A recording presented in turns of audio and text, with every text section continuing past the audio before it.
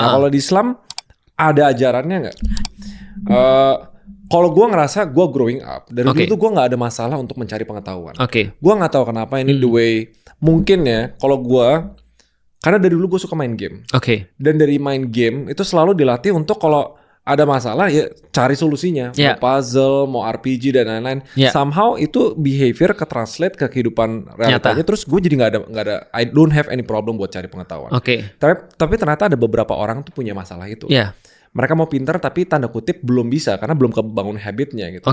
Yang pertama di dalam Islam kalau kita mau sarikan itu yang pertama adalah keep the curiosity. Jadi harus orang-orang curious. Karena how to be curious. Jangan pernah never stop questioning. Mulai dari bertanya.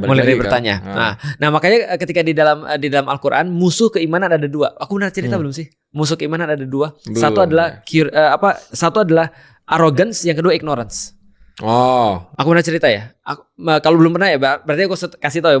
Musuh keimanan itu ada dua, arrogance dan ignorance. Berarti kalau kita punya arrogance, kita nggak akan dapat iman.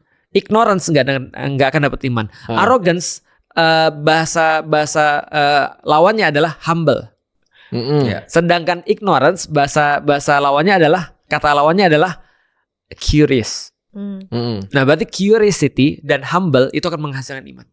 Nah maka gimana kemudian step by stepnya? Pertama kita harus humble dulu. Yang kedua Allah katakan cari ilmu itu. Maksudnya cari di mana-mana. Misal contoh berjalanan di atas muka bumi, perhatikan bagaimana orang-orang kemudian dapat azab daripada Allah. Perhatikan bagaimana orang ditolong oleh Allah. Dalam suratul Fatihah coba lihat bagaimana cara orang-orang dapat kenikmatan dan kenapa ada orang-orang yang dilaknat oleh Allah. Itu semua ada. Tunjukkanlah kami jalan yang lurus, ihdinas siratal mustaqim.